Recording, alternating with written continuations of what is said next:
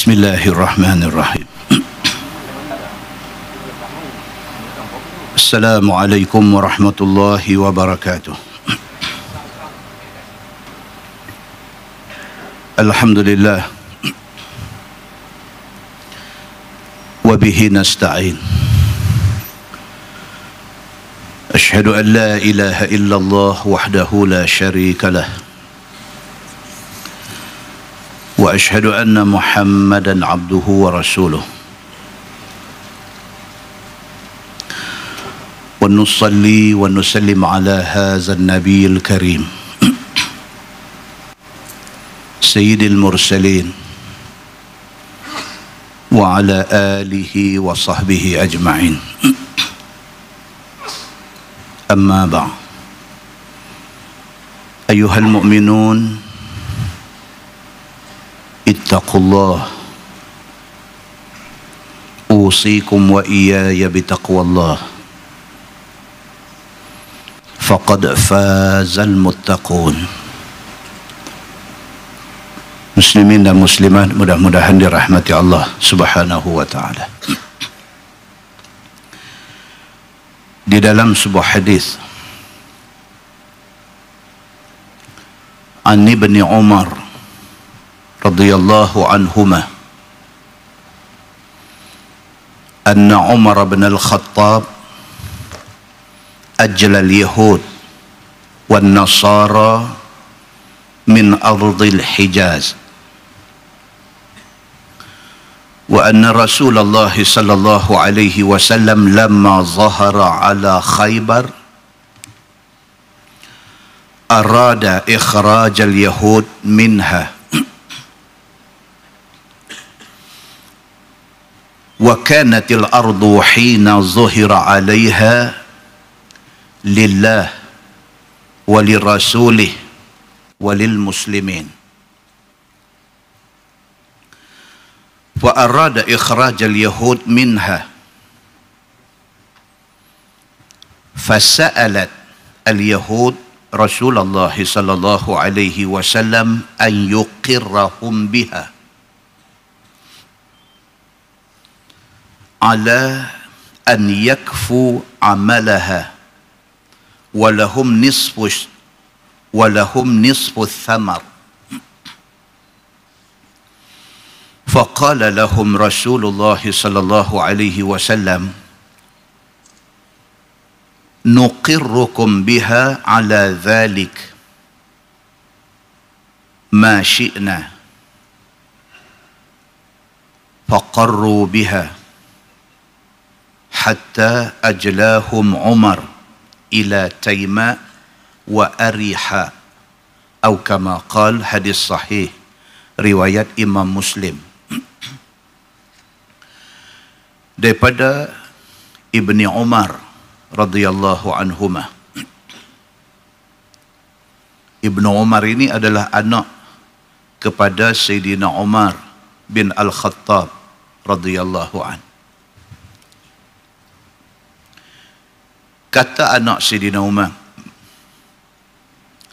dia kata anna Umar bin Al-Khattab ajla al-yahud wan nasara min ardil Hijaz. Kata anak Sayyidina Umar bin Al-Khattab, dia kata bapa dia perambat ataupun halau orang-orang Yahudi dan Nasara daripada bumi Hijaz. Bumi Hijaz tu bumi Mekah Madinah tu. Dia kata semasa bapa dia menjadi khalifah, pak dia perambat Yahudi dengan Nasara ni tak bagi ada di atas bumi Hijaz. Kata dia wa anna Rasulullah sallallahu alaihi wasallam lamma zahara ala Khaybar. Dia kata demikianlah juga halnya dengan Nabi sallallahu alaihi wasallam ketika Nabi menang di dalam perang Khaybar. Perang Khaybar ni perang apa tuan-tuan? Perang Nabi lawan Yahudi.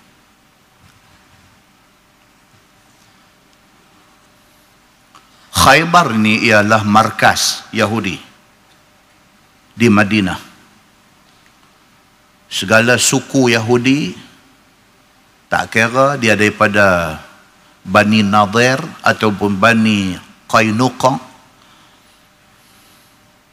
ataupun daripada Bani Quraizah ataupun daripada Bani yang kecil-kecil ini, pecahan Yahudi ini, semua ada di Khaybar.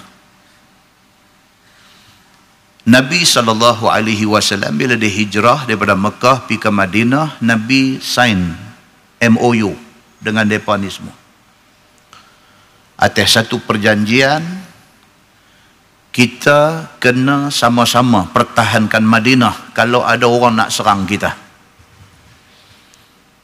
Atas dasar kita ni penduduk Madinah, Nabi kata kalau ada musuh nak serang, contohnya musyrikin Makkah, katalah mereka nak attack Madinah, Nabi kata menjadi tanggungjawab kita yang duduk di atas bumi Madinah ni, tak kira Islam ke bukan Islam ke, kita kena pertahankan bumi Madinah.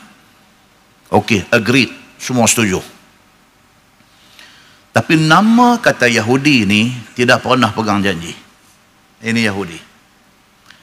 Mereka mengkhianati Nabi SAW.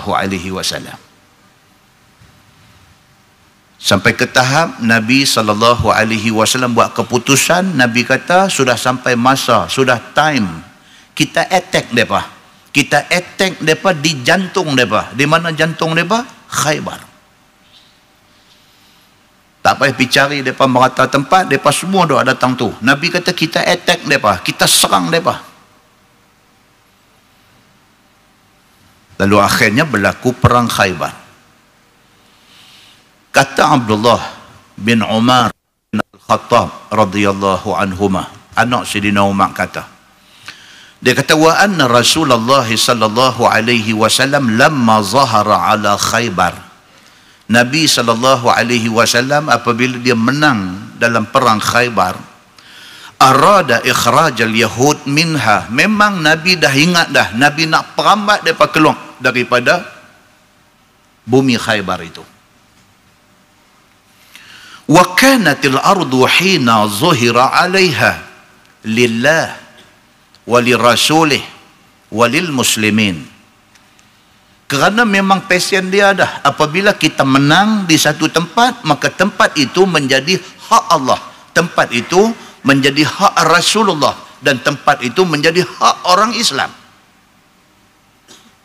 Apabila Islam serang Yahudi yang ada di Khaybar, Yahudi sudah jatuh ke tangan tentera Islam, maka bumi Khaybar sudah jadi hak Allah, sudah jadi hak Nabi, dan sudah jadi hak orang Islam. Maka Yahudi wajar diperambat keluar. Pasal apa? Pasal mereka mengkhianati Allah dan Nabi SAW.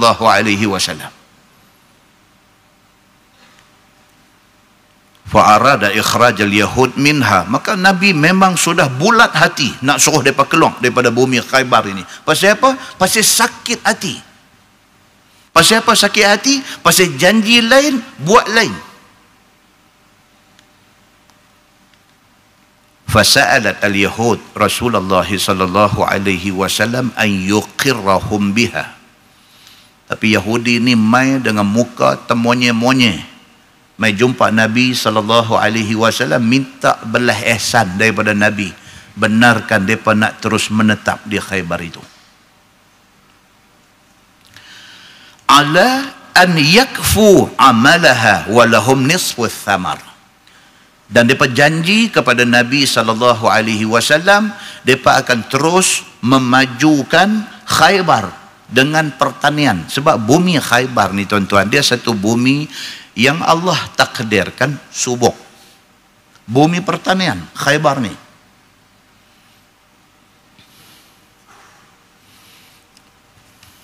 Maka tidak silap Yahudi mereka pilih tempat macam tu, tempat cantik, tempat strategik, tempat yang elok dari segi geografi dan sebagainya, mereka ambil.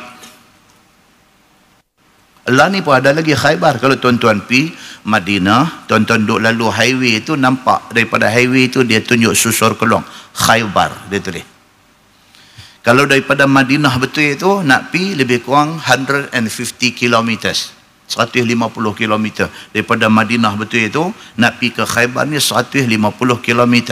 Nabi SAW daripada Madinah nak pergi perang di Khaybar itu masa tu ambil masa 3 hari perjalanan. 150 km masa tu mengambil masa 3 hari perjalanan. Satu kawasan pertanian, satu kawasan subang. Mereka ni tak ramai daripada dulu. Hari ini pun Yahudi tak ramai. Kalau nak banding dengan orang Islam yang 1.6, 1.7 bilion ni, mereka ni sikit. Dulu pun zaman Nabi SAW, Yahudi tak ramai. Mereka cuma tertumpu di Khaybar tu saja. Tak ramai, tapi mereka ni sintang. Tahu sintang?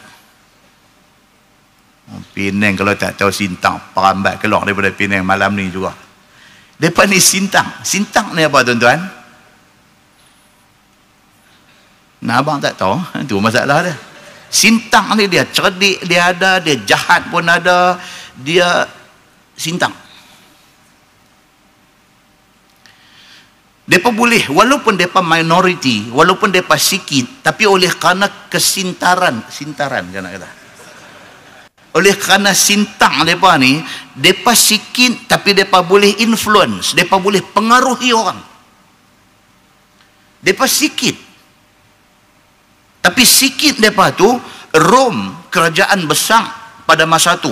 Kerajaan Rom, satu kerajaan yang besar dan kuat pada masa tu, pernah try untuk nak takluk Khaybar. Gagal. Macam mana hari ini, Israel ni bukan dia banyak mana pun. Kecil, sikit aja. Dan kedudukan mereka pula dilengkongi oleh negara-negara Arab. Tapi, kerana kesintaran mereka tu, kerana sintang mereka tu, Arab dengar cakap mereka. Macam mana Yahudi zaman Nabi, macam tu Yahudi hari ni. Mereka cerdik, mereka bijak, mereka jahat, semua cukup ingredient, cukup bahan ada dekat mereka ni. Bukti dia semasa berlaku perang Khandaq. Masa berlaku perang Khandaq, musyrikin Makkah nak attack Nabi SAW di Madinah. Yahudi yang berjanji nak taat setia kepada perintah Nabi mempertahankan Madinah ni, tiba-tiba mereka ni sudah dua muka. Tunjuk kata mereka sama dengan Nabi, dalam masa yang sama mereka pergi cari geng-geng yang ada yang tak suka dekat Nabi. Mereka cari, mereka membentuk satu pasukan. Dalam masa yang sama mereka hantar wakil pergi ke Mekah sana tu, dan mereka ikat satu perjanjian lain dengan syarat kita boleh kalahkan Muhammad ini. Jahat mereka ni daripada dulu sampai lah. Mereka combine Yahudi dengan munafik yang ada di Madinah. Mereka campur dengan kafir musyrikin Makkah. Mereka campur dengan orang-orang yang secara peribadinya tak berkenan dekat Nabi. Mereka membentuk satu geng. Mereka lawan Islam.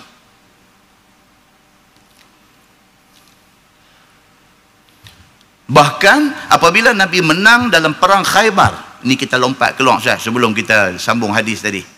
Apabila Nabi menang dalam perang Khaybar, Nabi duk sat di Khaybar ini. Nabi bukan kata menang-menang terus balik Madinah. Nabi menang, Nabi duk sat di bumi Khaybar itu.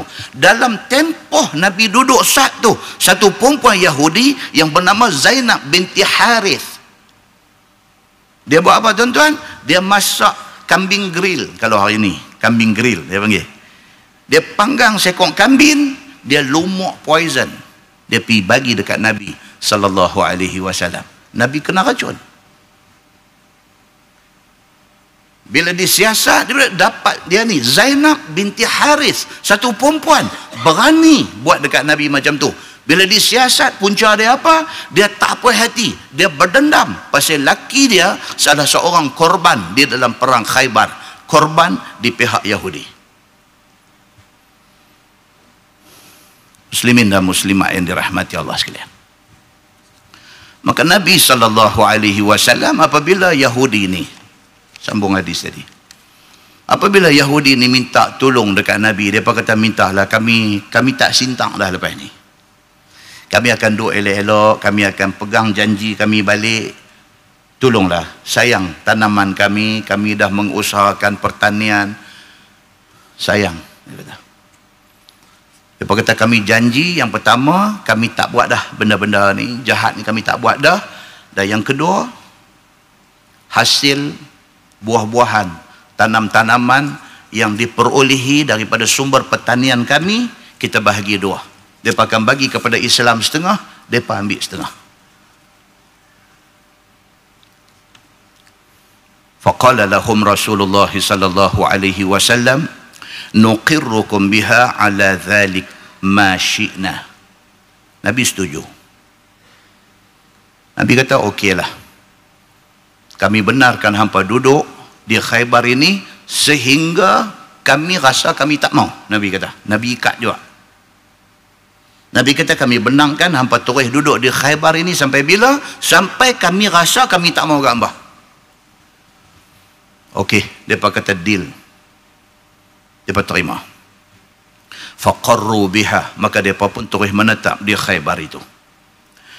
Hatta ajlahum Umar ila Taima wa Ariha, sehinggalah apabila Nabi wafat, naik Sayyidina Abu Bakar, Abu Bakar wafat, naik Sayyidina Umar bin Al-Khattab radhiyallahu an.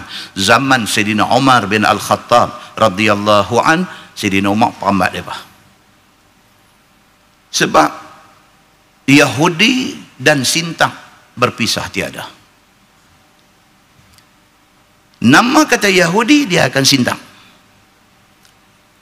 Maka mai zaman Sayyidina Umar bin Al-Khattab radhiyallahu an, dia pambat. Dia hambat sebahagian daripada Yahudi ini pergi duduk di Taima. Ada nama satu tempat, dia duduk sebelah timur laut Saudi. Taima nama tempat tu. Perambat mereka pergi ke sana, dan sebahagian lagi di perambat mereka pergi ke Ariha. Ariha ni apa tuan-tuan? Jericho. Jericho hari ni. Hari ni kalau tuan-tuan ada rezeki, tuan-tuan pergi ke Baitul Maqdis, tuan masuk, signboard, sampai hari ni orang Arab punya signboard, dia tulis Ariha. Ariha. Signboard Yahudi dia tulis Jericho. Ariha maksudnya wangi-wangian.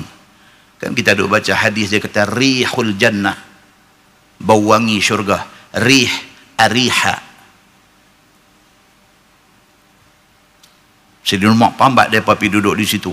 Di situlah start cerita mereka duduk ada ramai di sana. Muslimin dan muslimat yang dirahmati Allah sekalian. Cerita perang Khaybar, perang Nabi SAW lawan dengan Yahudi ini, dia ada banyak insiden-insiden dan kisah-kisah sisipan, dia panggil. Kisah-kisah yang duk mai ikut tepi dalam cerita perang Khaybar ni banyak. Di antaranya cerita Sayyidina Ali bin Abi Talib semasa berlakunya perang Khaybar, dia sakit mata. Dia kena sakit mata, maka menyebabkan dia terlambat. Bila dah sampai time Nabi SAW nak lancarkan serangan ke Khaybar, Nabi kata, la u'tiyanna rayah ghadan rajulun yuhibbuhullah wa rasuluh.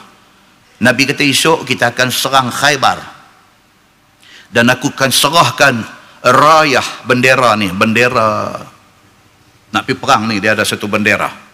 Nabi kata aku akan bagi bendera ni kepada satu orang laki-laki, yang laki-laki itu Allah sayang dia, Nabi sayang dia. Bila dengar macam tu, Sayyidina Abu Bakar, Sayyidina Umar teringin nak jadi orang tu. Esok bila Nabi nak bagi bendera tu, Nabi tanya Ali mana? Dia sahabat kata Ali sakit mata. Nabi kata panggil dia mai. Ini cerita perang Khaybar. Panggil dia mai. Bila mai, Nabi tengok menantu dia sakit mata. Nabi ludah dalam mata Ali, lega dandan. Dan bendera diserahkan kepada Ali bin Abi Talib, dan dia memimpin pasukan tentera sehingga menang. Apa puak Syiah baca hadis ni tak kira. Cerita betul. Cerita betul. Ali ni memang hebat sungguh. Tapi sampai nak meletakkan Ali di atas daripada Abu Bakar dengan Umar, itu melampau. Jadi kita Ahlus Sunnah wal Jamaah ni kita cerita secara adil. Hak baik dia lah. Tapi baik dia jangan sampai mencerca Abu Bakar dan Umar radhiyallahu anhuma. Muslimin dan muslimat yang dirahmati Allah sekalian. Cerita sisipan di dalam perang Khaybar ni juga cerita Salamah bin Al-Aqwa', satu sahabat Nabi. Dalam perang Khaybar, lutut kena tetok. Lutut dia kena tetok. Dalam keadaan menyeret ni kaki ni pergi jumpa Nabi SAW. Ini semua kisah daripada hadis-hadis yang sahihah. Apabila Salamah bin Al-Aqwa' sampai depan Nabi, Nabi tengok lutut ni kena tetak ni, Nabi pegang kaki dia. Nabi ludah 3 kali. Dalam hadis kata 3 kali Nabi ludah, pulih seperti sedia kala dan tidak sakit-sakit lagi selepas itu. Tuan-tuan, dia nak habang kat kita apa tuan-tuan? Dia nak habang kita apabila kita meletakkan keyakinan yang utuh kepada Allah dan Rasul, Allah akan tolong. Tapi nak pergi tahap yakin tu, itu satu penyakit. Para sahabat Nabi ridwanullah alaihim ajma'in, mereka dipimpin oleh Nabi. Keyakinan mereka ni tahap maksimum. Ditambahkan pula dengan mukjizat-mukjizat yang Allah bekalkan kepada Nabi SAW jadi depan mata, maka bertambah yakin mereka itu. Kisah sisipan dalam perang Khaybar juga. Seselesainya perang Khaybar itu, Nabi SAW kahwin dengan salah seorang isteri dia yang bernama Safiyah binti Huyai. Safiyah binti Huyai ini perempuan Yahudi.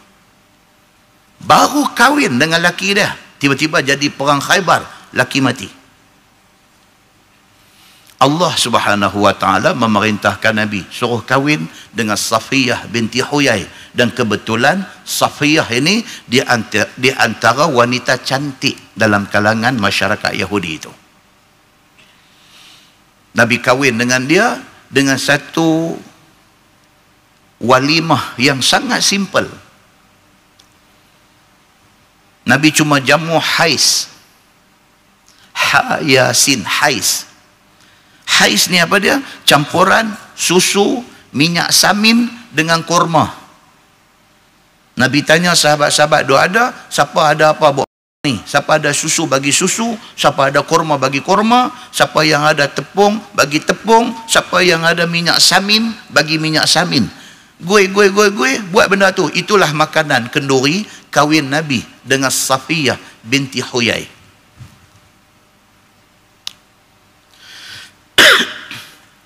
Dan satu kisah sisipan sedih yang berlaku di dalam perang Khaybar ni apa dia? Ada satu orang sahabat Nabi yang cedera parah di dalam perang Khaybar ini kerana tak tahan menanggung sakit kecederaan dia. Dia buat keputusan nekat. Dia ambil satu arrow, satu anak panah, dia tikam diri dia. Dia bunuh diri. Bila jumpa mayat dia, Nabi kata, dia ni min ahlin nar, ini ahli neraka. Sahabat lain terkejut. Sahabat lain argue Nabi. Dia berkata, "Ya Rasulullah, silap kot." Dia berkata, "Tak mungkin dia ni ahli neraka. Pasal masa perang tengah berkecamuk tadi, kami dapat melihat dia ni umpama singa yang menyerang musuh. Tak mungkin orang yang macam ni, yang begitu punya berani, yang serang musuh macam singa lapang, tiba-tiba mati, dikatakan dia ahli neraka. Tak mungkin." Nabi kata, "Dah, dia ahli neraka." Nabi kata. Sehinggalah satu orang mengesahkan, satu orang kata, "Betul, dia begitu berani. Tapi sebenarnya dia mati, bukan mati perang, tapi dia mati kerana dia bunuh diri." Wal'ayazu billahi min zalik. Tonton tengok yang kata Islam ini kadang-kadang dia test.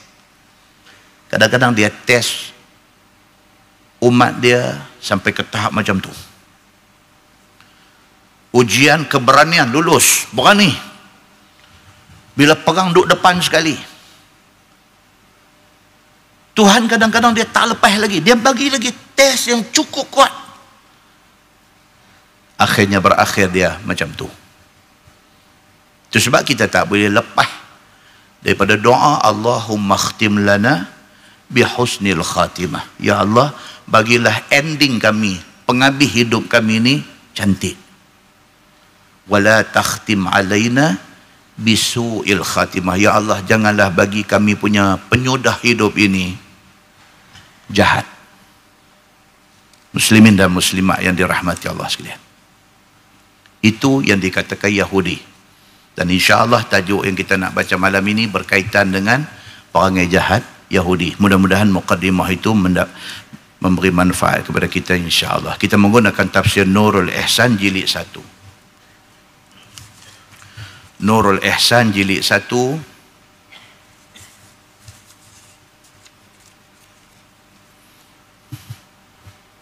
muka surat 232. Muka surat 232. Kita masih lagi berada di dalam tafsir surah Al-Maidah. Surah Al-Maidah ayat 61. Ayat 61. A'udzubillahi minasyaitonir rajim. Wa idza ja'ukum qalu amanna. Dan apabila datang mereka itu, yakni Yahudi itu, jumpa kamu wahai Muhammad, kata mereka itu, amanna, kami beriman. Wa qad dakhalu bil kufri wa hum qad kharaju bih. Tuhan kata, dan sesungguhnya Muhammad telah masuk mereka itu kepada kamu dengan kufur, yakni pura-pura beriman, dan mereka itu akan keluar daripada jumpa kamu juga dengan kufur. Sebab apa tuan-tuan? Sebab Nabi Muhammad SAW manusia. Cuma beza dia, istimewa dia, dia Nabi. Nabi Muhammad sendiri kata, innama ana basyarum mithlukum yuha ilayya. Sesungguhnya aku manusia macam hampa. Nabi kata, bezanya diberi wahyu kepada aku. Kalau kita makan, Nabi makan. Kita minum, Nabi minum. Kita berjalan, kita berlari, kita tidur, semua pun Nabi buat. Pasal apa? Pasal dia manusia. Spesial Nabi ini pasal apa? Pasal dia terima wahyu. Dia menjadi Nabi, dia menjadi kekasih Allah Subhanahu wa ta'ala. Bila mai Yahudi masuk jumpa Nabi, tunjuk mujamalah, orang Arab kata. Mujamalah ni maksud dia apa? Tunjuk cantik. Mai masuk salam bongkok, cakap tunjuk sopan, tunjuk hormat. Nabi atas kapasiti dia sebagai manusia, dia percaya. Dia kata depa ni bagus. Tapi Allah Subhanahu wa ta'ala habang dekat Nabi, wahai Muhammad, ini Yahudi. Depa masuk jumpa engkau, depa keluar jumpa engkau, depa kufur kepada Allah. Dia masuk jumpa engkau, dia tunjuk sopan santun, dia tunjuk dia hormat engkau. Dia kata pula, amanna, kami beriman kepada Allah, kami beriman kepada engkau wahai Muhammad. Walau macam tu sekalipun mereka kata, Tuhan kata, ini Yahudi. Mereka masuk jumpa engkau, mereka kufur. Mereka keluar daripada jumpa engkau, mereka kufur. Allah Subhanahu wa ta'ala bagi tahu kepada Nabi SAW, tiada beriman mereka itu.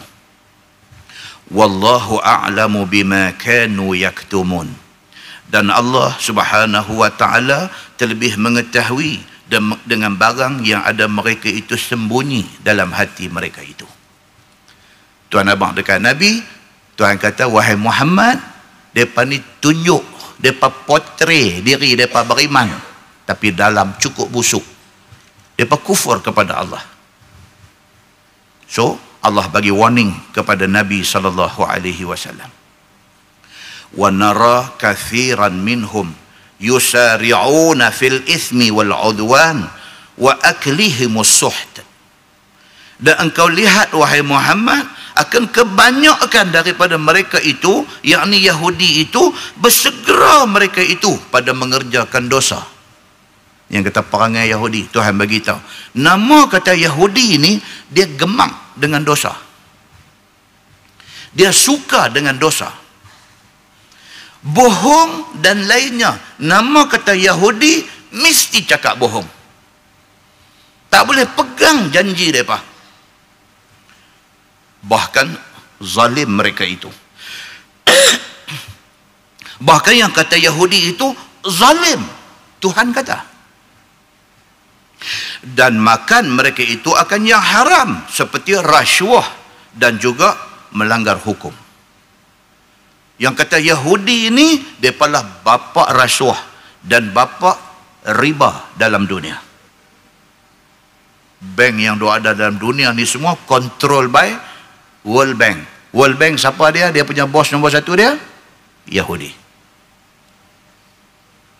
Semua bank-bank sentral yang ada di kebanyakan negara dalam dunia, semua ambil fund daripada dia. Dia alung besar dalam dunia. Pasal apa? Pasal nama kata Yahudi, hidup dengan makan riba, hidup dengan duk kutip duit bunga. Siapa kata? Allah Subhanahu wa taala kata dalam Quran yang kita duk baca malam ni. Labi'sa ma kanu ya'malun. Sejahat-jahat barang yang ada mereka itu berbuat ialah amalan ini, Tuhan kata. Yang kata Yahudi, inilah PL perangai mereka. Laula yanhahumur rabbaniyun wal ahbar an qawlihimil ithma wa aklihimus suhta. Kerana apa tiada menegur akan mereka itu oleh ulama dan oleh fuqaha mereka itu, daripada perkataan bohong mereka itu yang jadi dosa, dan daripada makan mereka itu akan yang haram. Tuhan sebut dalam ayat ni. Tuhan kata pasal apa ulama mereka tak tegur mereka.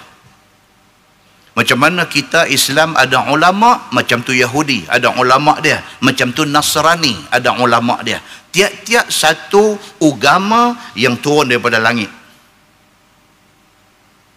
Asal Yahudi ini kitab apa? Kitab Taurat. Siapa buat turun kitab Taurat? Allah. Kitab samawi, kitab langit. Asal Nasrani ni apa dia? Asal mereka daripada Injil. Buat main ajaran mereka. Siapa buat turun Injil? Allah. Maka tiap-tiap kitab yang Allah buat turun ni ada orang alim dia. Kalau kita Quran, ada orang alim dia. Orang alim Quran ada. Macam itulah ada orang alim Taurat. Macam tu ada orang alim Injil. Tuhan kata, pasal apa Yahudi ni ada alim ulama dia, pasal apa alim ulama dia tak tegur dia.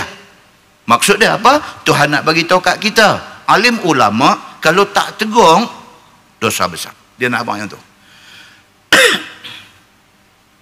Kalau tak tegur, dosa besar.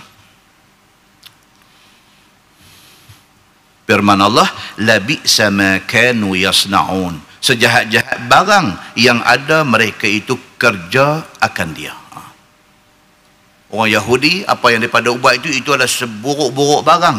Dan ulama mereka yang tak tegur mereka buat benda jahat itu adalah seburuk-buruk barang.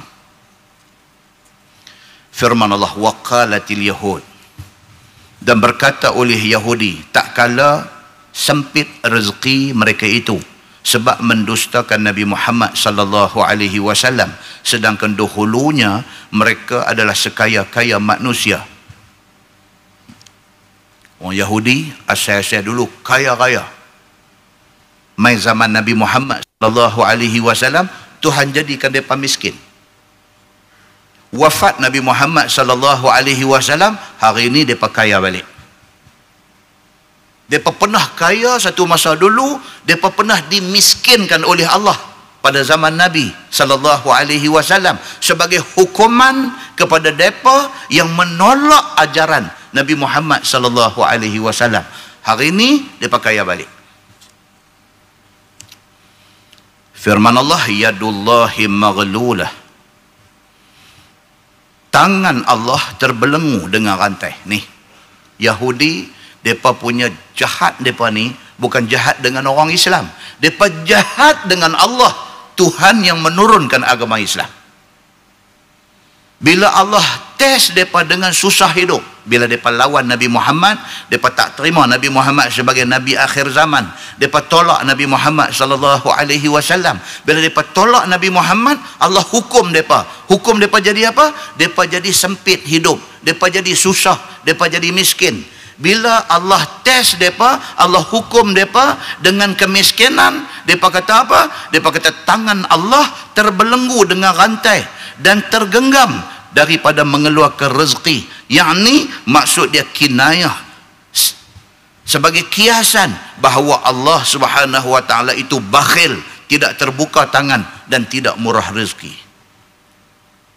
Mereka ni yang kata Yahudi ni angkuh, mereka ni bukan angkuh dengan manusia ni, dengan Tuhan pun mereka angkuh. Dia bukan marah Nabi Muhammad aja, dia marah Allah. Bila mereka susah, mereka salahkan Allah. Mereka kata Tuhan ni kedekut, tak bagi rezeki dekat mereka. Ada tak ada tuan-tuan orang zaman hari ni yang sampai ke tahap marah Tuhan? Ada. Ada. Dia marah sedang ataupun marah tak sedang, ataupun marah secara tak langsung. Dia duk tengok ni 2-3 hari ni Yahudi duk mengamuk. Ni dalam sikit masa ni mereka tengah mengamuk. Kalau dulu mereka marah dekat orang Arab Palestin, mereka tembak peluru getah, ataupun habis-habis sangat mereka tangkap. Mereka buhlan terang mereka bawa pi lah di jail mana-mana tempat, mereka bawa pi. Hari ni dalam seminggu dua ni mereka main kasang, mereka tembak peluru hidup. Dan mereka tembak pula, mereka tembak perempuan saja askar dia mai kepung satu perempuan, mai kepung, lepas tu mereka saja buat cerita, mereka tuduh kata perempuan ni ada bawa pisau. Lepas tu mereka suruh dia buka pakaian dia. Saja mereka saja buat. Dia tuduh kata hang bawa pisau, hang buka. Mula suruh buka tudung, lepas tu suruh buka baju hak pakai, sebab atas tuduhan kata ada pisau dalam baju. Bila dia ni duk kata tak, saya tak bawa apa, memang tak ada buka. Dia kata tak mau buka, lepas siapa nak kena buka dekat? Tembak. Bila askar dia buat lagu tu, geng dia ada keliling pakai tepuk tangan seronok. Daripada seorang, dua orang, 3 orang, dia duk melarat, dia mabuk darah. Ada orang kita bila tengok benda macam tu dia naik meruak.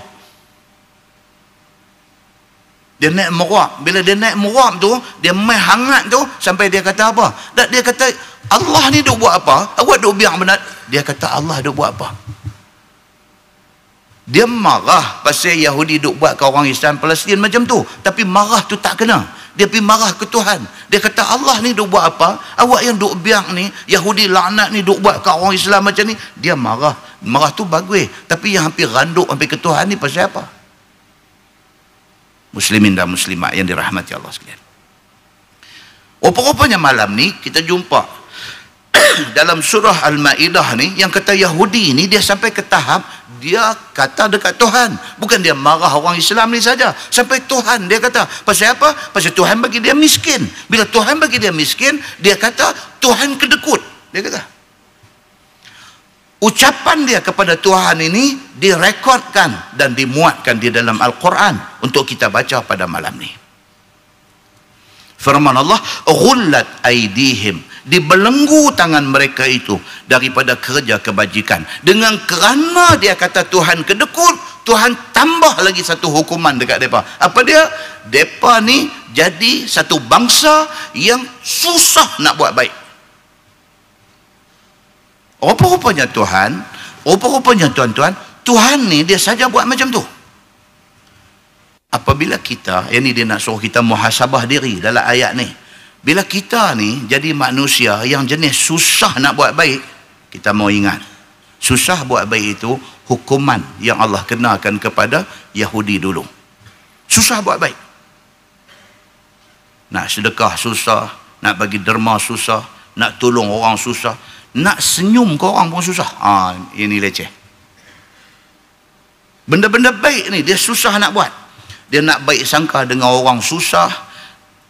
Benda baik dia susah nak buat. Bila dia jenis macam tu, dia kena ingat benda tu Tuhan pernah bagi kepada Yahudi dulu sebagai hukuman kepada mereka kerana mereka kata dekat Tuhan. So kita tak mau. Kita ni mau jadi satu orang yang suka buat baik dan ringan untuk nak buat kebaikan. Kena macam tu. Hormat orang tak rugi, tuan-tuan. Kita duduk dalam masyarakat macam ni, kalau kita baik dengan orang, tak rugi. Bahkan untung kita. Kita tunjuk kita ni mudah dengan orang. Kita tunjuk kita ni orang yang disenangi oleh orang. Untung kita. Muslimin dan muslimat yang dirahmati Allah sekalian. Firman Allah, walu'inu bima qalu. Dan dilaknat mereka itu, yakni Yahudi itu, dengan sebab kata mereka itu. Kerana keluar di mulut mereka, mereka kata Allah Subhanahu wa ta'ala, Tuhan ni kedekut. Dengan kerana mereka kata lagu tu dekat Tuhan, mereka dilaknat oleh Allah Subhanahu wa ta'ala. Bal yadahu mabsutatani. Bahkan dua tangan Allah itu terbuka kedua-duanya.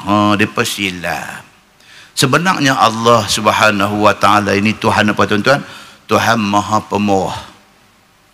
Tuhan ni kalau sekiranya dia berkira dengan hamba dia, orang yang derhaka dia, setitik ayam pun dia tak bagi dah. Tapi yang kata Allah Subhanahu wa ta'ala ni, Masya Allah, tuan-tuan, orang derhaka dia, dia bagi. Rezeki dia bagi. Cuma dia tak bagi kasih sayang dia di hari akhirat esok. Muslimin dan muslimat yang dirahmati Allah sekalian. Yunfiqu kaifa yasha. Memberi rezeki Allah kepada siapa yang dikehendakinya. Ni yang kata Allah Subhanahu wa ta'ala ni, dia bagi rezeki kepada siapa juga. Daripada meluaskan rezeki dan kepada menyempitkan rezeki sekira-kira mengikut hikmah kebijaksanaan Allah. Allah nak bagi kat siapa rezeki lapang, Allah nak bagi siapa sempit rezeki. Itu atas bijaksana Allah Subhanahu wa ta'ala. Dan melihat kepada maslahat hamba dia, tiada i'tirad atasnya, tidak ada objection ke atas ketentuan Allah. Kalau Allah kata dia ni aku nak bagi rezeki lapang, siapa tak boleh buat apa. Kalau Allah kata aku nak bagi dia ni hidup dia rasa susah, siapa pun tak boleh buat apa. Firman Allah, wala yazidanna kathiran minhum ma unzila ilaika min rabbik tughyanan wa kufra. Demi Allah, lagi bertambah banyak daripada mereka itu, yakni daripada Yahudi itu, kerana barang yang diturun kepada engkau daripada Tuhan engkau, iaitu Quran itu, akan jahat dan akan kufur mereka itu, kerana kufur mereka itu dengannya. Tu ayat tu tuan-tuan baca 2 kali tak faham. Apa ni dia nak abang? Dia abang kata, lagi Allah duk turun main Quran kepada lagi Nabi Muhammad, lagi derhaka Yahudi ni. Pasal apa? Pasal dia tak boleh dengan Quran ni. Sepotong ayat Quran mai pun dia tak percaya, lagi nak mai satu Quran 30 juzuk, lagi dia tak boleh percaya. Lagi Allah duk hantar mai Quran, lagi bertambah derhaka dia kepada Allah. Pasal apa? Pasal dia tak boleh dengar Quran ni. Muslimin dan muslimat yang dirahmati Allah sekalian.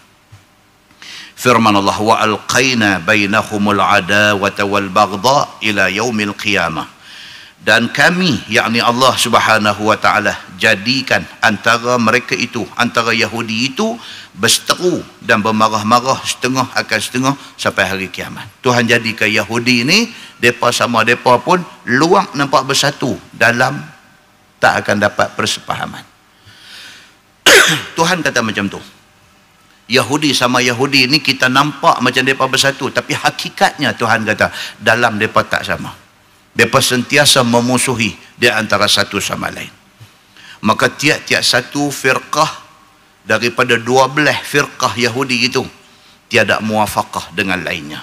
Mereka tak boleh nak setentang dalam semua hal. Cuma mereka ni apa dia? Mereka pandai tunjuk mereka bersatu. Berbeza dengan orang Islam. Orang Islam ni bergaduh, semua satu dunia tahu kata bergaduh. Kita tak hati nak tunjuk kita bersatu tu, tak hati tunjuk. Kita tunjuk kata kita bergaduh ni, bukan kata dalam Malaysia ni nampak kita bergaduh. Satu dunia tahu kata orang Islam ni tak bersatu. Beza kita dengan mereka. Mereka cerdik. Mereka tak tunjuk keburukan. Macam laki bini. Ada krisis rumah tangga. Dalam pada duk bergaduh berkali laki bini ni. Mak mai di rumah. Mak mentua mai di rumah. Tunjuk elok. Tunjuk elok. Melawak, tepuk bini dia. Bini pun melawak, tepuk dia pergi kasar sikit belakang. Kan? Ibu bapa ramai ni kata, alhamdulillah lah, kata budak-budak ni elok, hidup aman damai. Lega lah kita kalau katuk mata pun lega. Keluar naik kereta, flying kick mai tu. Yang tu dia panggil apa? Dia panggil Yahudi. Pandai tunjuk. Pandai apa benda tu. Kalau Melayu tak boleh. Dia tak boleh. Mentua mai ke, mak mai ke apa ke, dia tengah duduk bertengkar, dia bertengkar dengan mak mentua dia perambat keluar. Dia kata, dia panggil hang kat pak mentua dia. Dia kata, hang tak ada masalah lain ke nak mai? Dia kata, orang tua ni kata apa? Siapa pula? Siapa? Aku tengah hangat ni lah ni. Dia kata, hang jangan nak mai tam. Dia pergi kata lagu tu, orang tua ni mai naik kereta balik naik baik. Takut menantu nak naik angin. Muslimin dan muslimat yang dirahmati Allah sekalian. Oh Yahudi dah, mereka cover. Nampak semua cantik aja. Tapi Quran kata no, hati mereka belaga sampai kiamat. Allah Subhanahu wa taala kata. Firman Allah, kullama awqadu naran lil harb atfa'aha Allah. Tiap-tiap kali menyala mereka itu akan api peperangan kerana nak berperang dengan Nabi Muhammad sallallahu alaihi wasallam, dengan memperbuat muwafaqah, nak pakat sama-sama Yahudi ni nak pergi perang dengan Nabi, memadam akan dia oleh Allah Subhanahu wa taala. Tak jadi, Allah padam buang. Hati yang duk panas menyala marah Nabi nak pergi perang ni, Allah padam buang. Duk tak jadi. Depa nak pergi serang Nabi tak jadi. Nak pergi serang Nabi tak jadi. Allah buat macam tu. Dengan disejukkan segala pakatan mereka itu, tidak jadi perang. Wa yas'auna fil ardi fasada, dan berbuat fasad mereka itu pada dalam bumi, kerana akan sebagai fasid, yakni dengan maksiat kepada Allah dan membinasakan harta orang. Kerja Yahudi ni tidak ada lain melainkan buat fasad. Fasad ni apa? Buat rosak di atas muka bumi. Kan apa keluar dalam Facebook, dalam apa semua ni teori lah, teori benda ni tak ada cerita. Teori tentang kehilangan MH370. Saya ingat dah keluar berapa version dah tak tahulah. Tapi keluar kita baca apilah. Tengok orang bijak pandai cerdik yang reti tentang penerbangan, tentang aviation, tentang apa ni airline punya peraturan apa semua ni. Yang tulis tu bila kita baca kita tahu depa orang bidang tu. Mereka reti bila mereka tulis itu menunjukkan mereka bidang tu. Kita yang tak reti apa bidang ni, kita baca. Kita nampak begitu complicatednya dunia ni. Yang latest ni mereka keluar mai pula, mereka kata Mossad pula terlibat di dalam tragedi MH370. Mossad ni apa dia tuan-tuan? Yahudi punya. CIA siapa punya? US punya. KGB siapa punya? Rusia punya. Mossad siapa punya? Yahudi punya. Dia jadilah apa tragedi di dalam dunia ni, belakang depan tiada. Kalau tak CIA, KGB, kalau tak KGB, Mossad. Sebab mereka melihat dunia ni macam kita tengok papan chess. Kita main chess, kita main catung tu, kita overview, kita tengok tu satu papan tu, kita tengok ni gajah ni nak jalan mana, kuda ni nak jalan mana, ni askar soldier ni nak jalan ke mana, ni yang kata prime minister ni nak pergi ke mana. Kita kontrol satu board tu, kita tengok musuh duk nak serang kok mana, kita duk tengok tentera kita nak pergi kok mana. Macam mana kita tengok papan chess, macam tu depa ni tiga-tiga badan ni melihat dunia ni macam tengok papan chess ni. Depa boleh hatok buat kok tu, buat kok ni, remote control ada tangan depa. Yang kita ni duk bertengkar tahiyat nak menguat jari ke tak agak. Ya Allah, wa akbar. Yang kita ni, benda tu bukan suruh bertengkang. Benda tu suruh belajar. Kita belajar. Kita dengar hadis kata macam mana. Dengar ulama ni hurai hadis ni macam mana. Dengar ulama ni hurai macam mana. Lepas tu kita tengok hak mana yang kita rasa betul. Kita nak buatlah. Kita buat. Orang jangan kata apa kat kita. Dan orang nak buat lagu dia, jangan kita apa kat dia. Kita jangan duk kata apa kat dia. Pasal apa? Pasal masing-masing ada sandaran nas. Masing-masing ada huraian. Kita duk suruh mereka lapang dada. Mereka duk suruh kita lapang dada. Padahal dua-dua pun tak lapang dada. Sama aja. Mengaji, bagi faham, ambil keputusan. Muslimin dan muslimat yang dirahmati Allah sekalian. Yang Mossad, yang CIA, yang KGB, duk atong kita. Duk bagi kita jadi berceramuk. Duk bagi jadi kita ni huru-hara. Yang kita duk bincang benda-benda macam ni. Muslimin dan muslimat yang dirahmati Allah sekalian. Sudahlah. Kembali kepada macam mana nak jadi orang Islam ini, seperti mana orang Islam zaman Nabi SAW. Mereka bukan sahaja duduk atas jalan kebenaran, mereka digeruni oleh musuh. Muslimin dan muslimat yang dirahmati Allah sekalian. Wallahu la yuhibbul mufsidin. Sedangkan Allah Subhanahu wa taala tidak kasih ia akan orang yang buat fasid, orang yang buat rosak di atas muka bumi ini. Firman Allah, walau anna ahlal kitab amanu wattaqau lakaffarna anhum sayyiatihim wala adkhalannahum jannatin na'im wala adkhalnahum jannatin na'im. Dan jika bahawa ahli kitab, yakni Nasrani dan Yahudi itu beriman dengan Nabi Muhammad sallallahu alaihi wasallam dan memelihara mereka itu daripada jadi kafir, nescaya kami ampun daripada mereka itu akan segala dosa-dosa mereka itu yang terdahulu dengan kerana beriman mereka itu. Tuhan kata, Tuhan bagi satu offer, special offer kepada Yahudi ini. Tuhan kata, kalaulah hampa ikut betul-betul Taurat yang aku turun ke hampa, Nasrani, kalau hampa betul-betul ikut Injil yang aku turun ke hampa, kalau hampa betul-betul ikut Taurat, ikut Injil, hampa akan terima Quran. Pasal apa? Pasal dalam Taurat suruh terima Quran. Pasal dalam Injil suruh terima Quran. So Quran akan diturunkan kepada Nabi akhir zaman. Dalam Taurat dah bagi tahu, dalam Injil dah bagi tahu. Oleh kerana depa langkau ayat tu, maka depa tak mau Nabi Muhammad, depa tak mau Quran. Tuhan kata, kalau hampa ikut betul-betul Taurat dan Injil yang aku buat turun, maknanya hampa terima Quran dan hampa terima Nabi Muhammad sallallahu alaihi wasallam, aku bersedia, Tuhan kata, ampunkan semua dosa yang hampa buat sebelum tu. Ni Tuhan punya nak suruh Yahudi dan Nasara ni suruh ikut kebenaran. Tuhan kata, kalau hampa ikut betul-betul Taurat dan Injil itu, aku akan ampunkan dosa hampa dulu-dulu. Hampa buatlah jahat banyak mana pun dulu, aku write off habis. Tuhan kata macam tu.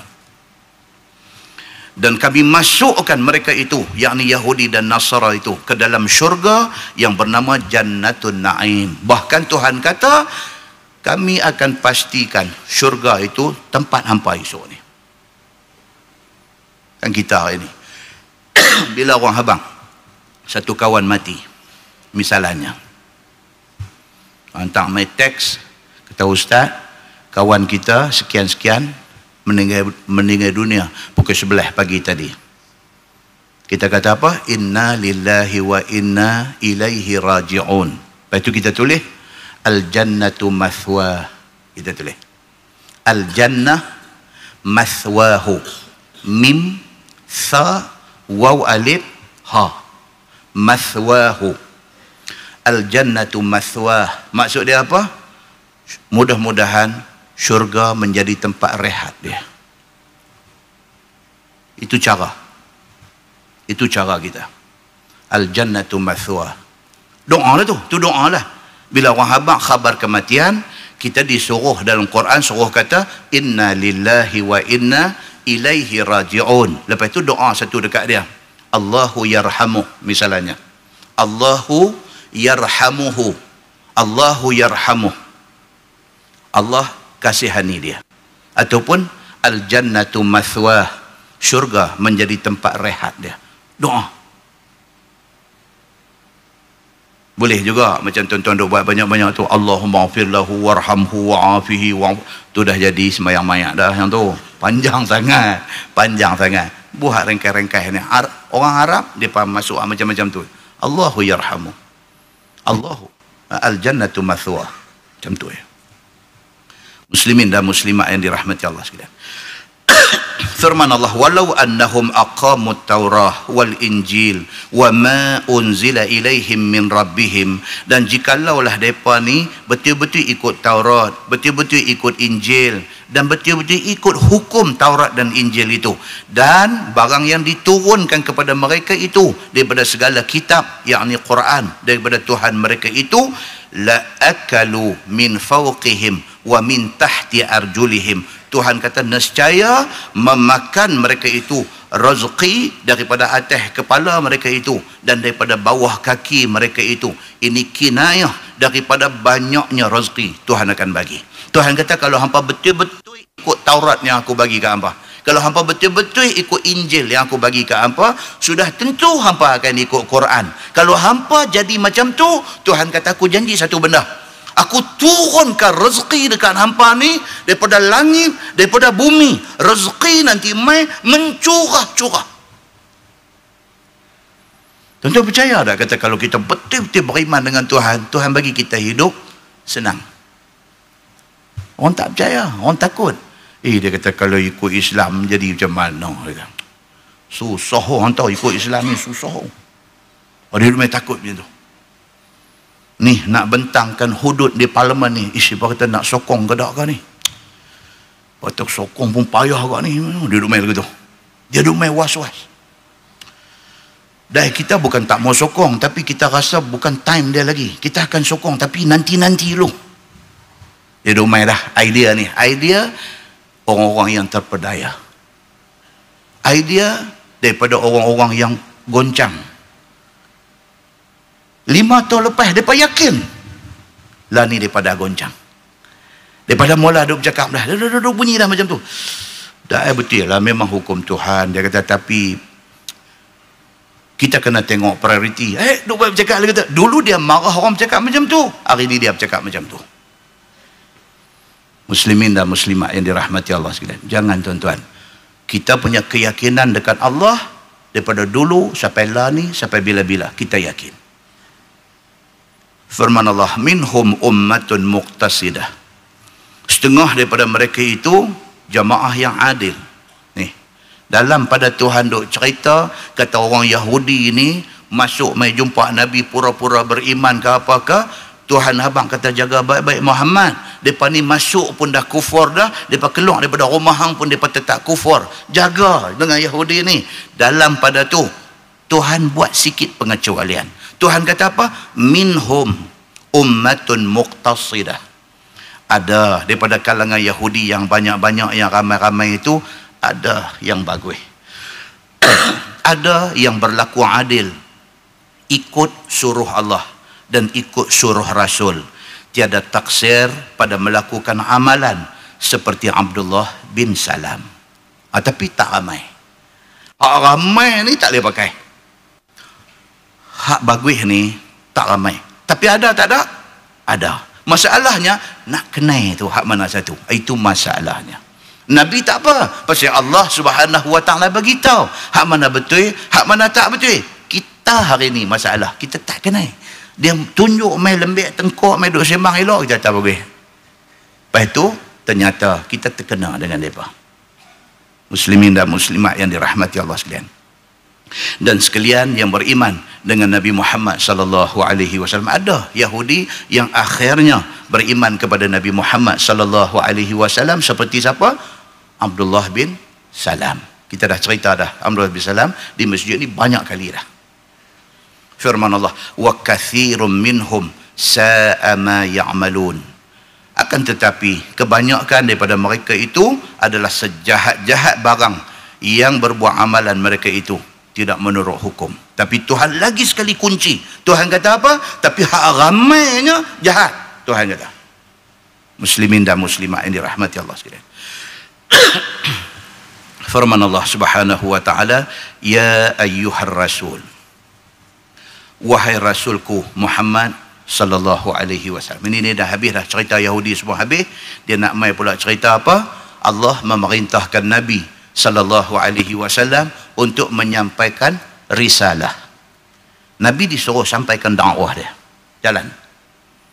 Nak ikut seorang ke, nak ikut 5 orang ke, nak ikut sampai 5,000 orang ke apa, itu bukan kerja Nabi. Itu kerja Allah Subhanahu wa taala. Nabi Muhammad jalan kerja. Nabi sampaikan risalah Allah. Firman Allah, ya ayyuhar rasul, balligh ma unzila ilaika min rabbik. Sampaikan olehmu wahai Muhammad, sampaikan olehmu sekalian barang yang diturunkan kepada engkau daripada Tuhan engkau. Allah kata dekat Nabi, apa aku habang ke hang, pi habang kau orang. Quran do ada 30 juzuk, dalam Quran do ada 100 lebih surah, dalam Quran do ada 6,000 lebih ayat tu, semua tu pi bagi tahu, jangan ada yang tak abang.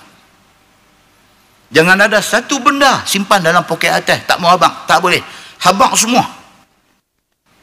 Dia tak sama dengan orang nak ajak orang masak. Dia satu pandari bagus punya, tukang masak bagus punya. Bila ada orang nak main belajar dekat dia, dia bagi 95% je. 5 lagi dia simpan poket atas dia. Jadi bila kawan tu masak, duk tak dapat macam dia punya masak. Jadi dia duk jadi champion situlah. Pasal apa? Pasal hak 5 tu dia simpan pakai atas dia. Kan? Jadi kawan duk belajar ni, belajar sampai 2-3 tahun dah duk belajar masak dekat dia, duk tak dapat juga. Duk tanya dia. Dia kata apa ni yang tak bagi kat saya lagi ni, yang saya tak boleh dapat. Dia lagu macam tak mau abang, lagu dia buat anggur-anggur bagi kawan ni. Jadi saat lagi dia pergi cekak apa kat satu, dia beralih balik kiri, dia buat baca. Lepas tu dia pergi buh dalam. Kau tu kata yang tu kah? Tak abang kata yang tu kah? Tak apa, satu hari aku abang lah. Kan? Lah orang pergi tanya dia ni, tukang pandai masak ni. Kata dia, pakcik yang duk apa baca apa tu? Tak ada apa, aku bismillah ya, dia kata. Habis? Sajalah. Mana boleh bagi habis, kata. Aku tak boleh cari makan. Kata. Islam tak macam tu. Islam kita tahu 10, kita kena habaq ke orang 10. Kita tahu satu buku, kita kena habaq ke orang satu buku.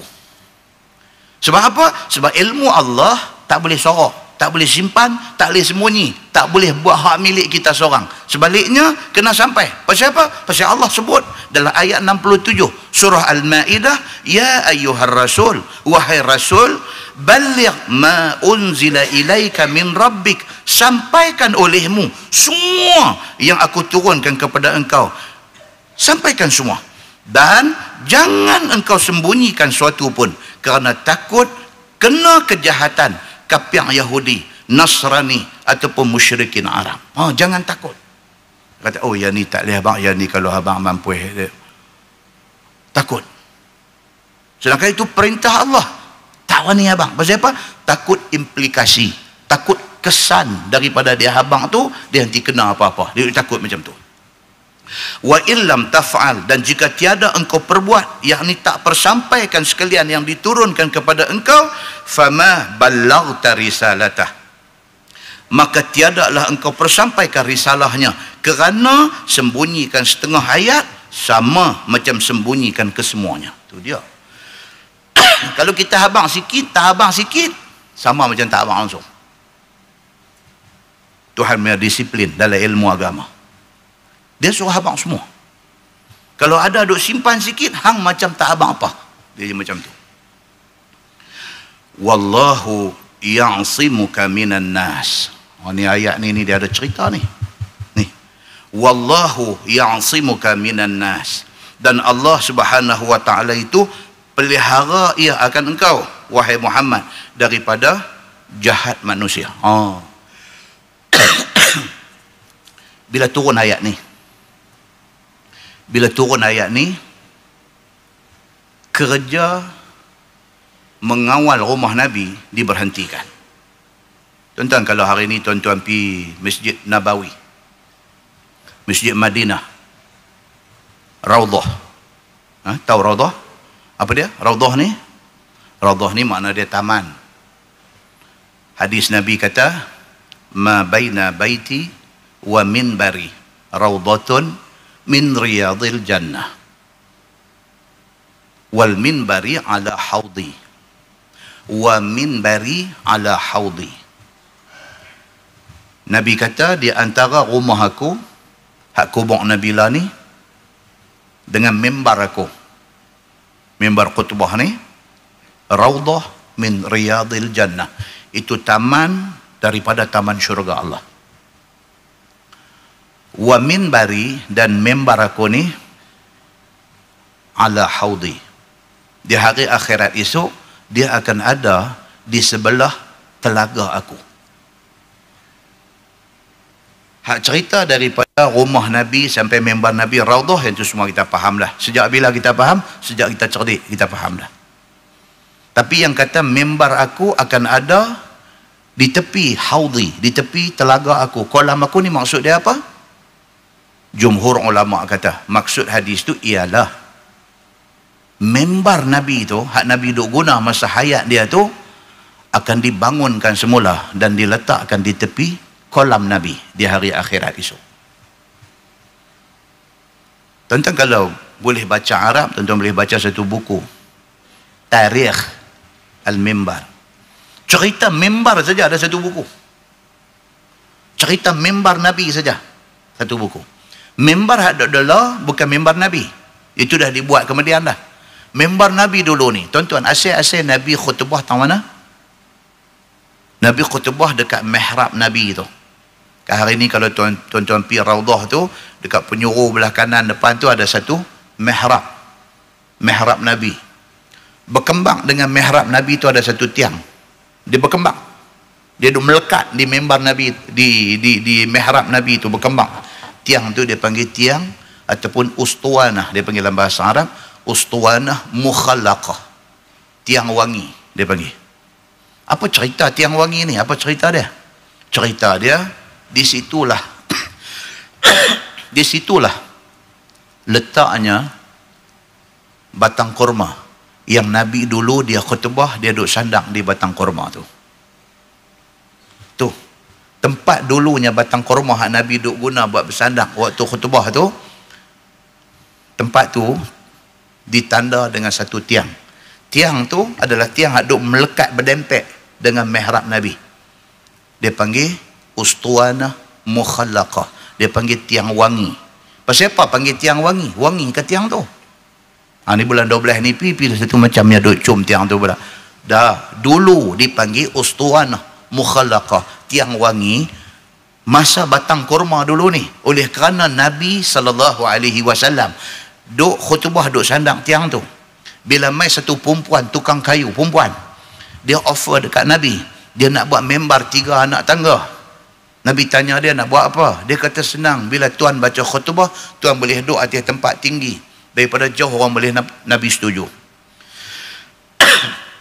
Maka dibuat satu mimbar, itu mimbar pertama yang Nabi guna. Satu mimbar 3 anak tangga. Nabi khutbah di anak tangga ketiga.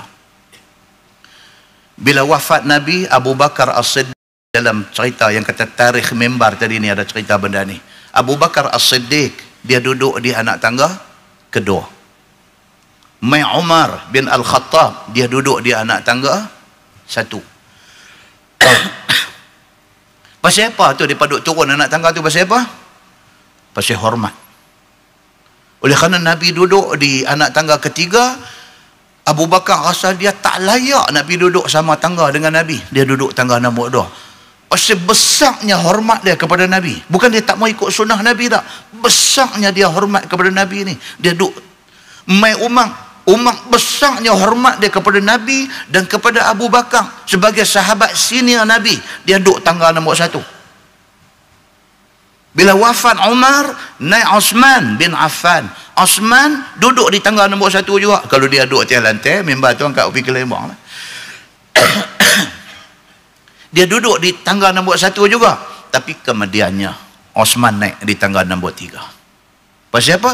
Pasal orang Islam ramai pada masa tu. Bila duduk di tangga bawah, orang belakang tak nampak. Macam kita mengajar masjid ni, kalau saya ni kunung-kunung nak tunjuk warak, tak mau duduk atas bangku, saya pergi duduk bersila atas lantai, boleh juga, walaupun lenguh kaki sikit. Orang tua duduk lama sikit lenguh kaki, kan? Orang belakang marah, marahlah. Bukan daripada nak tengok Ustaz Samsuri ni handsome apa, tak. Tapi bila tengok nampak ni lain dengan tak nampak. Bila bercakap kenin naik tu, dia punya kenin sudah naik. Nak tengok yang tu daripada duduk dengar suara. Jadi dia kata tak payah mai duduk di rumah dengan radio, sudahlah. Dia kata mai tu pasal nak visualize, pasal nak tengok. Bila dia tekan satu cerita, mata jeger, muka naik merah, kenin melentik macam Bruce Lee tu, tu nak tengok tu. Jadi apabila Osman duduk di tangga bawah, orang belakang tak nampak, mereka pun pergi request dekat dia. Mereka kata, ya Amirul Mukminin, tak bolehkah duduk di atas sikit? Dia ni pun fikir tak kena. Pasal apa? Pasal dia rapat dengan Nabi. Pasal apa kata dia rapat dengan Nabi? Dia menantu Nabi. Dia menantu macam mana? Dia menikah 2 orang anak Nabi. Dia menikah seorang, meninggal, dia menikah seorang lagi anak Nabi. 2 anak Nabi isteri dia. Jadi bukan dia tak hormat kepada Nabi, tapi atas maslahah, dia panggil atas kepentingan awam pada masa tu, dia naik duduk di tangga nombor 3 balik. Tapi membar tu oleh kerana dimakan masa, akhirnya dia reput. Dan katanya, setengah riwayat kata, kayu-kayu membar hak zaman Nabi guna dulu ditanam di bawah tapak membar yang ada hari ini. Pohon kurma hak Nabi guna dulu pun, yang apabila Nabi pindah guna membar 3 anak tangga, pohon kurma bunyi kriau macam anak unta. Semua orang dalam masjid pakai duk cari ni unta siapa, lepas masuk mai duk kriau. Tengok Nabi turun daripada membar baru ni, Nabi pergi dekat batang kurma tu pegang. Ni yang kata mukjizat. Nabi pergi pegang. Nabi kata dekat dia, apa yang hang mau? Kalau hang mau kembali menjadi pohon kurma, aku minta kepada Allah. Ataupun kau mau kekal sebagai batang kurma yang macam ni, engkau akan bersama dengan aku di dalam syurga. Nabi bercakap. Kalau saya Nabi bercakap dekat apa kali, tak ada ni merepek. Nabi SAW mukjizat Allah bagi dekat dia. Batang kurma pilih untuk kekal macam tu, dengan syarat dia dengan Nabi dalam syurga. Semua adalah hadis, tuan-tuan. Muslimin dan muslimat yang dirahmati Allah sekalian. Jangan duk kata ni apa, duk main cerita mengarut pelik. Mengarut apa? Setakat batang kurma bercakap ini tak ada apa. Sap-sap sui. Mukjizat Nabi SAW sampai belah bulan. Ini cerita kurma. Pokok kurma bercakap ni nak pergi duk buah hingang. Apa nak buat ramai apa? Bulan. Nabi isyarat dengan tangan. Terbelah 2. Turun bulan tu.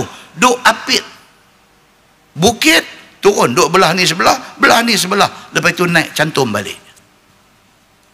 Berlaku pada zaman Nabi SAW sebagai mukjizat Nabi SAW.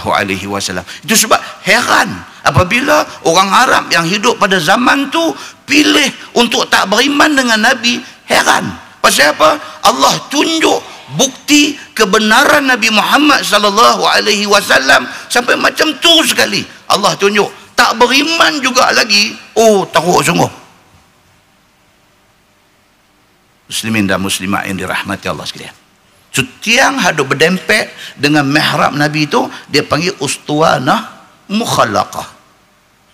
Tiang wangi. Pasal apa? Pasal masa zaman dia batang kurma dulu ni, sahabat-sahabat Nabi piduk lumuk wangi-wangian di tiang itu. Zaman tu lah tak ada. Maka kekal dipanggil, tapak tempat batang kurma tu dijadikan tiang dan dinamakan dia tiang mukhallaqah, tiang wangi. Kita duk pi umrah berapa kali dah, kita duk pi Madinah berapa kali dah, kita tak pernah ambil tahu sejarah-sejarah yang ada di dalam Masjid Nabawi itu. Okey. Ni hadiah nak abang ayat wallahu ya'simuka minan nas, dan Allah Subhanahu wa taala itu memelihara ia akan Nabi Muhammad daripada jahat manusia. Pasal apa? Pasal masa tu Nabi SAW di Madinah tiap-tiap hari siang malam sahabat-sahabat buat giliang pergi duduk tunggu tepi rumah Nabi tu, hak makam Nabi itu depa pergi duduk tunggu. Tang mana pos bukan pejabat pos pengawal keselamatan duduk tu tang mana? Kalau tuan-tuan pergi hari ni Raudhah, okey, kita menghadap kiblat Raudhah Pak Sagi, belah kiri ada 3 tiang duk berdempek lekat dengan makam Nabi. Pasal tak? Patut saya mau bawa jenis-jenis teknologi tunjuk gambar apa sikit kan, baru nampak. Tapi orang yang pernah pergi nampak. Masuk dalam Raudhah tu menghadap kiblat, belah kiri makam Nabi. Ada 3 batang tiang duk melekat di dinding makam Nabi itu. Ada 3 tiang. Okey, 3 tiang. Tiang hak depan sekali itu dia panggil tiang sarir. Tiang sarir, sin ra ya ra. Sarir. Sarir ni maksud dia apa? Maksud dia pangkin tidur. Pangkin tempat tidur. Sarir. Pasal apa? Pasal di situlah tempat Nabi SAW selalu beriktikaf. Dia ada satu tikang buat daripada pelepah kurma. Nabi letak di situ. Yang kita duk baca hadis Nabi iktikaf dalam masjid, Aisyah tolong sikat rambut dia. Hadis kita biasa baca di Masjid Abdullah Fahim bab iktikaf dulu ni. Kan? Nabi ulung kepala dia daripada dalam masjid, ulung kepala keluar tu maksud dia apa? Rumah dia lah, kembang tu. Aisyah tolong sikat rambut Nabi. Di situlah insiden ataupun kejadian sisir rambut Nabi waktu iktikaf berlaku. Tiang itu dinamakan tiang sarir. Ambil sempena Nabi letak tempat tidur dia yang dibuat daripada pelepah tamar. Yang kedua, yang duk melekat dinding 3 tiang tu, depan sekali tiang sarir. Yang kedua, di situlah pos kawalan. Pos kawalan. Dinamakan tiang itu tiang haras. Ha kecil. Ha ra sin. Haras. Ataupun dipanggil tiang muharris.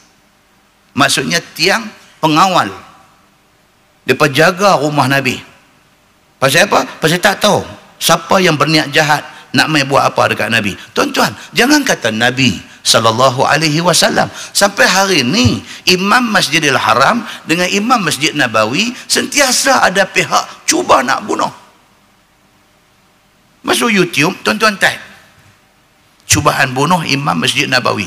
Dia tunjuk gambar tu. Syekh ni mai daripada, ini bukan cerita masjid negara, ini cerita Masjid Nabawi. Tapi kejadian dia lebih kurang macam tu lah. No, mai daripada belakang tu, dia kedah orang ni dalam saf ni, dia kedah orang, dia nak pergi tikam. Itu sebab kita pergi Mekah, kita pergi Madinah, imam semayang, polis tak semayang. Walaupun semayang Jumaat, ada 6 orang, 8 orang lah, mereka tambah lagi. Pasal cubaan nak bunuh ni duk jadi banyak kali. Dulu 4 orang ya, 6 orang lah, ramai lagi duk jaga. Kalau Syekh Sudais duduk atas mimbar khutbah Jumaat tu, keliling mimbar tu penuh polis. Tu dia janggut rempung semua bagus. Mau duduk tunggu. Tapi pakai sunglass lah. Kan? Pasal apa? Pasal ada dalam ramai-ramai tu tahu meluru keluar bawa pisau pilu tu. Itulah zaman Nabi SAW lebih lagi. Maka tiang tu, kalau yang duk melekat di dinding kubur Nabi itu, hak depan tiang sarir. Yang kedua tu tiang pengawal. Tiang haras juga dipanggil dengan nama tiang Ali. Pasal apa? Pasal dalam ramai-ramai sahabat yang duk jaga tu pos keselamatan rumah Nabi itu, Sayyidina Ali bin Abi Talib adalah orang yang paling kerap mengambil giliran jaga rumah Nabi. Sehinggalah turun ni ayat yang kita baca ni, wallahu ya'simuka minan nas, dan Allah Subhanahu wa taala pelihara engkau wahai Muhammad daripada jahat manusia. Bila turun ayat ni, Nabi keluar daripada rumah dia, mai habaq dekat sahabat yang berkawal di tepi rumah dia. Nabi kata apa? Allah sudah turun ayat, Allah kata Allah jaga aku daripada jahat manusia. Hampa pi balik, Nabi kata tak payah jaga dah. Ni cerita tiang haras ni, dia main ni ayat ni cerita ayat ni, ayat surah Al-Maidah ayat 67 ni. Dia berkaitan dengan cerita tu. Dan lagi satu tiang hak berdempek di belakang tu dia panggil tiang wufud. Wufud, waw fa waw dal. Wufud maksudnya delegation. Bila ada perwakilan daripada negara-negara luar mai nak jumpa Nabi, jumpa di situlah. Sebab zaman tu tak ada lagi Putrajaya ni. Semua apa cerita duk main dalam masjid Pak Tagi itulah. Mainlah daripada negara mana ke apakah, jumpa tepi tiang tu. Muslimin dan muslimat yang dirahmati Allah. Kalau nak cerita segala tiang ada dalam masjid tu, sambung kuliah subuh esok pula. Nak cerita.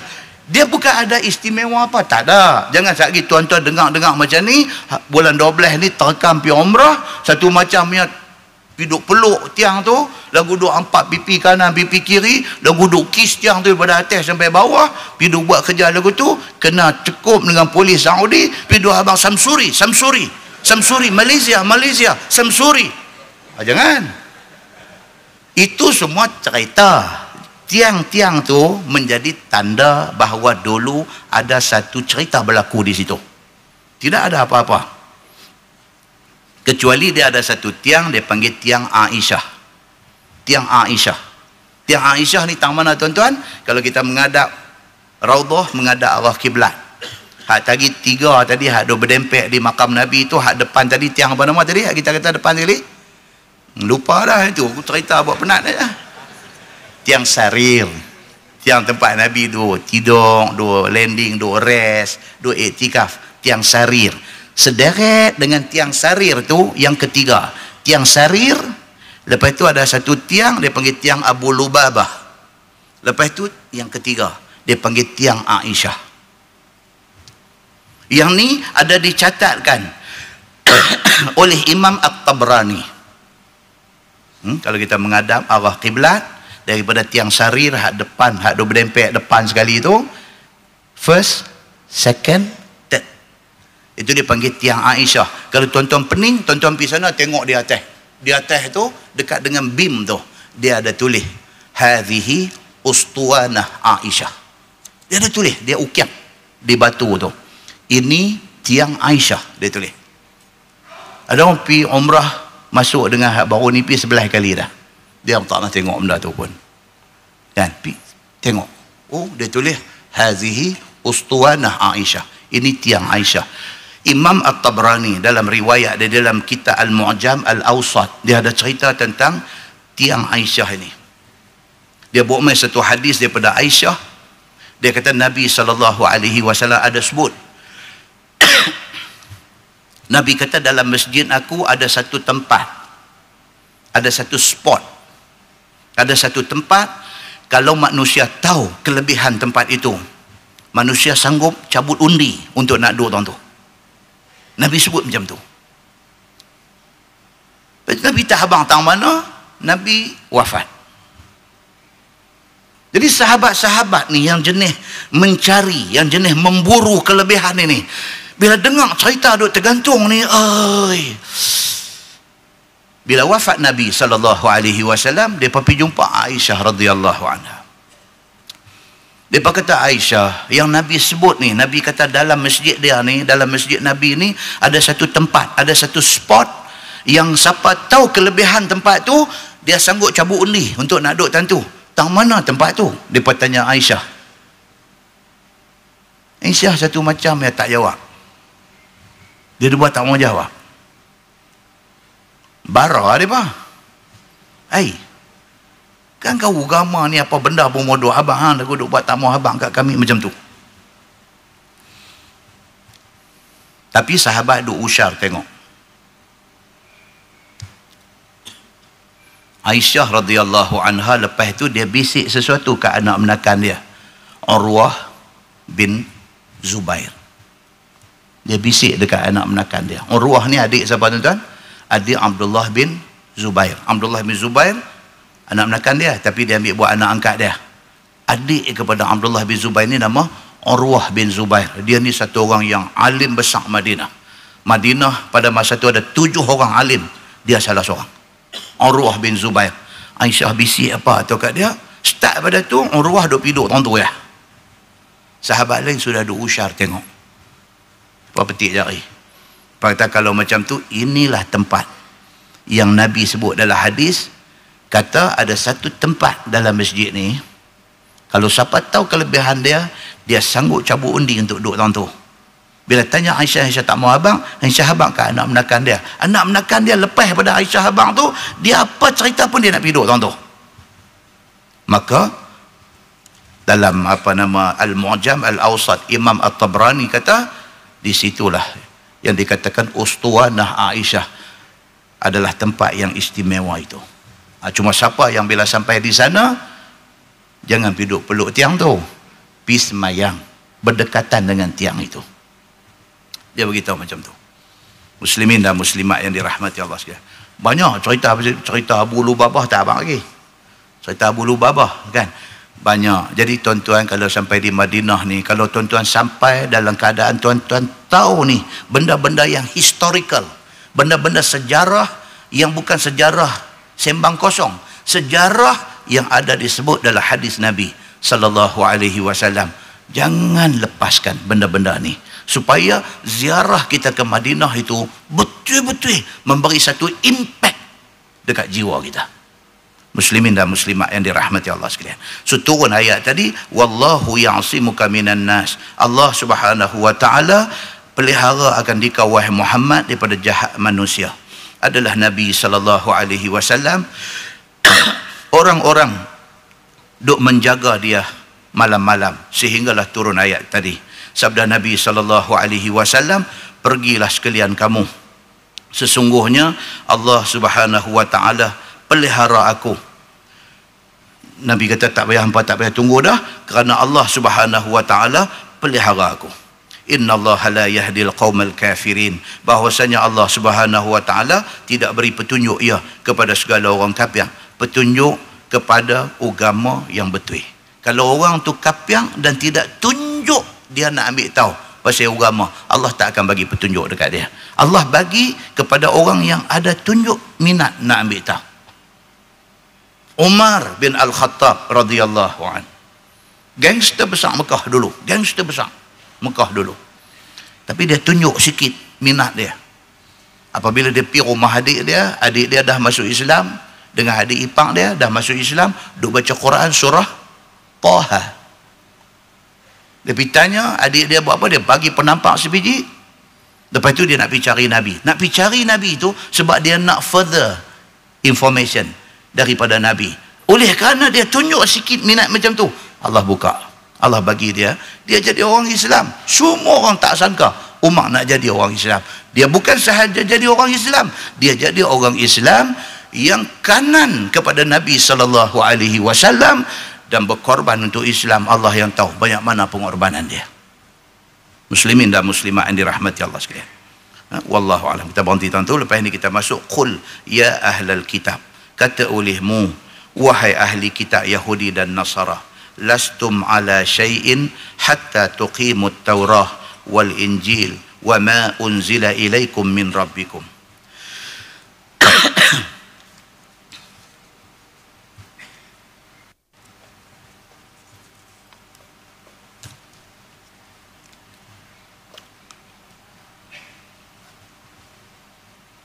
Tak mau tuan-tuan atas ketidakselesaan batuk dia ni. Batuk-batuk mau duk cancel kuliah malam ni.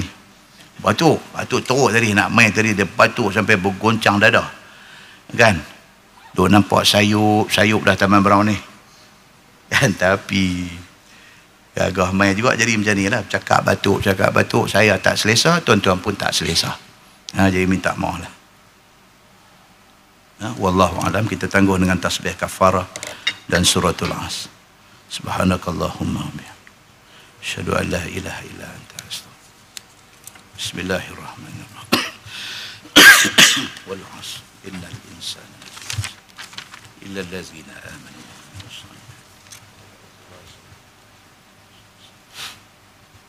بسم الله الرحمن الرحيم. الحمد لله رب العالمين حمدا يوافي نعمه ويكافئ مزيده. يا ربنا لك الحمد كما ينبغي لجلال وجهك الكريم وعظيم سلطانك. رضينا بالله ربا وبالإسلام دينا وبمحمد نبيا ورسولا. اللهم افتح علينا فتوح العارفين وارزقنا فهم النبيين بجاه خاتم المرسلين. اللهم فقهنا في الدين وعلمنا التأويل واهدنا صراطك المستقيم. اللهم أرنا الحق حقا وارزقنا اتباعه وأرنا الباطل باطلا وارزقنا اجتنابه. اللهم اجعل جمعنا جمعا مرحوما وتفرقنا من بعده تفرقا معصوما. وصلى الله على محمد وعلى آله وصحبه وسلم والحمد لله رب العالمين. السلام عليكم.